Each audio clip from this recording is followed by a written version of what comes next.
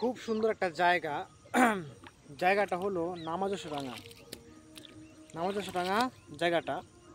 তো আজকে বিকালে একটু ফাঁকা আছি, এর জন্য আসলাম আর কি। মোটামুটি 1 মাস পরে একটু ঘোরার সুযোগ হইলো আর কি। 1 মাস পুরো ব্যস্ত ছিলাম আশ্রমে, তো আজকে সুযোগটা পাইলাম আর কি ঘোরার।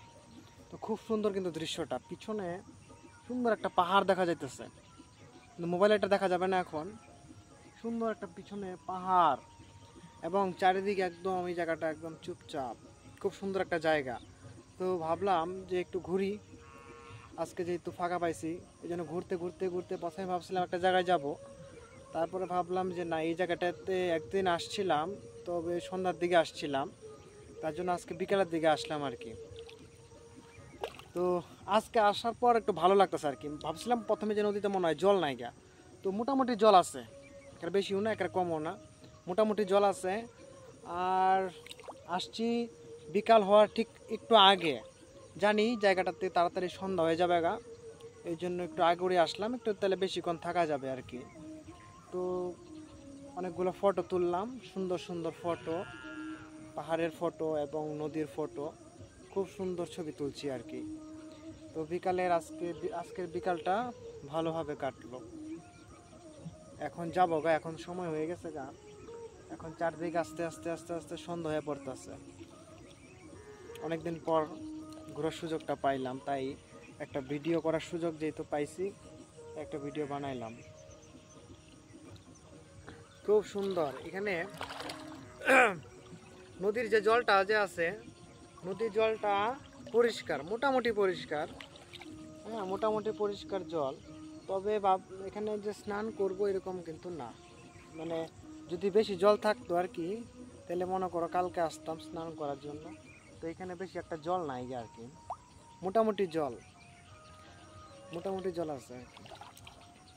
নদীটা বড় আছে, তবে এখন জল নাই আর কি।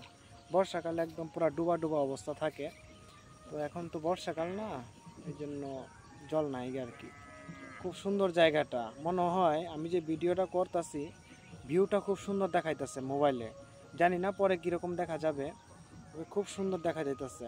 এবং আকাশটাও খুব সুন্দর আজকে, একদম মনোরম আকাশ। আজকে একটু আগরে আসাতে সুযোগ হইলো আর কি ভিডিও বানানোর, সুন্দর হবে ভিডিওটা আজকে। তো এরকম জায়গায় আসলে পরে কি হয়, মনটা একটু হালকা হয়, আর একটু মনটা পরিষ্কার হয় এবং মনটা একটু ঠান্ডা থাকে আর কি।